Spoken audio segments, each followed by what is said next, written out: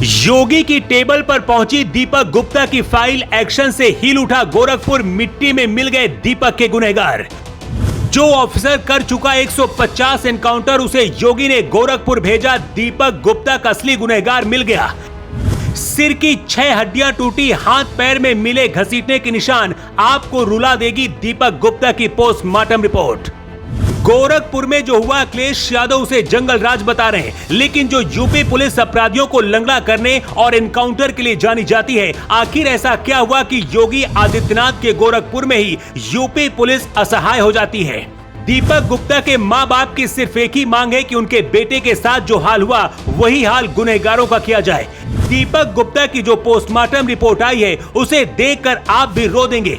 दीपक गुप्ता के गुनहगारों को मिट्टी में मिलाने के लिए योगी आदित्यनाथ ने उस ऑफिसर को भेजा है जिसने 150 से ज्यादा एनकाउंटर किए हैं। मतलब अगले कुछ घंटे में कभी भी दीपक को इंसाफ मिल सकता है। ग्रामीणों का कहना है कि जिस गाड़ी में पशु तस्करी करने के लिए आए थे, उसी गाड़ी में दीपक को डालकर आरोपी अपने साथ लेकर गए थे। कुछ रिपोर्ट में दावा किया गया था कि दीपक के मुंह में गोली मारी गई, लेकिन पुलिस का दावा है कि सिर में चोट लगने से मौत हुई। अब पोस्टमार्टम रिपोर्ट आ गई है, जिसमें बताया गया है कि दीपक के सिर पर 3 वार किए गए, जिसकी वजह से सिर की 6 हड्डियां टूटी, हाथ पैर में घसीटने के निशान मिले। पोस्टमार्टम रिपोर्ट से जो निकलकर सामने आ रहा है, तस्करों ने पशु गाड़ी में ही दीपक को उठाकर डाला, इसके बाद रास्ते में उसकी हड्डियां तोड़ी और फिर 4 किलोमीटर दूर फेंक दिया। ग्रामीणों के मुताबिक 2 गाड़ियों में करीब 10 से 12 तस्कर थे, लेकिन असल में कितने थे इसकी कोई जानकारी नहीं है। ग्रामीणों ने जब दौड़ाया तो एक तस्कर पकड़ा गया, जिसे भीड़ ने अधमरा कर दिया और उसे बचाने के लिए स्थानीय पुलिस पहुंच गई। पुलिस अपने साथ लेकर चली गई। ग्रामीणों का आरोप है कि पुलिस की मिलीभगत से ही तस्करी हो रही है, क्योंकि पुलिस के मिले बिना इस तरह से बेखौफ तस्कर शहरों में नहीं घूम सकते और इस तरह से दीपक गुप्ता जैसे होनहार लड़के की हत्या नहीं करेंगे। मामला गोरखपुर योगी के घर का है। ऐसे में सवाल है कि अगर योगी का घर ही सुरक्षित नहीं तो फिर प्रदेश कैसे सुरक्षित होगा। यही वजह कि योगी ने खुद एक बड़ा एक्शन लिया। कुछ घंटे में पूरे पिपराइच थाने को ही सस्पेंड कर दिया गया। योगी ने खुद ADG law and order Amitabh Yash को गोरखपुर अपराधियों को मिट्टी में मिलाने के लिए भेजा। एसटीएफ की गोरखपुर यूनिट के साथ पुलिस की 5 टीमें जांच में लगाई गई हैं। अमिताभ यश वो अफसर हैं जो 150 से ज्यादा एनकाउंटर कर चुके हैं। यूपी में जब कोई बड़ी घटना होती है तो अक्सर अमिताभ यश वहां पर होते हैं और योगी के सबसे भरोसेमंद ऑफिसर माने जाते हैं। माफिया अतीक अहमद के बेटे असद अहमद का एनकाउंटर भी अमिताभ यश की टीम ने किया था।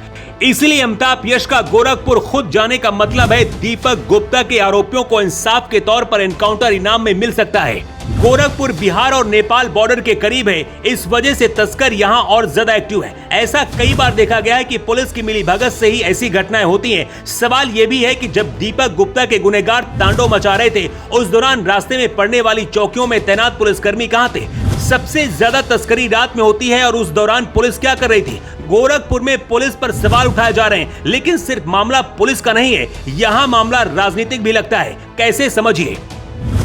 पिछले हफ्ते गोरखपुर के गुरहिया इलाके में रात के 1 बजे पशु तस्करों का पुलिस ने पीछा किया तो पुलिस पर ही हमला कर दिया गया।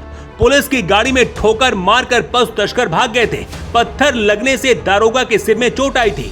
इसी तरह से 2024 में कसिहार कनइल में पुलिस ने रोकने की कोशिश की तो पुलिस की गाड़ी को ही तस्करों ने रौंदने की कोशिश की। अप्रैल 2024 में शाहपुर थाना क्षेत्र में तस्करों ने पुलिस पर ईंट और पत्थर से हमला किया था। मामला योगी के गोरखपुर का है तो सवाल तो उठेगा, लेकिन ये सवाल सिर्फ पुलिस तक नहीं है बल्कि स्थानीय नेताओं पर भी है, क्योंकि पुलिस अगर कार्रवाई करती है तो नेताओं के फोन आने लगते हैं। अगर तस्करों को पूरी तरीके से खत्म करना है तो पुलिस को भी खुली छूट देनी होगी। कई बार कुछ ईमानदार अफसर नेताओं की वजह से अपना काम नहीं कर पाते। सिर्फ गोरखपुर ही नहीं बल्कि पूरे प्रदेश में कोई दूसरा दीपक गुप्ता न बने, इसलिए गुनहगारों को मिट्टी में मिलाने के लिए योगी ने सीधा अमिताभ यश को जिम्मेदारी दी है और अगले कुछ घंटे में अपराधी या तो जेल में होंगे या फिर यमलोक में होंगे। गोरखपुर की घटना पर योगी सरकार को कैसा एक्शन लेना चाहिए, अपनी राय आप कमेंट बॉक्स पर लिखकर जरूर बताएं।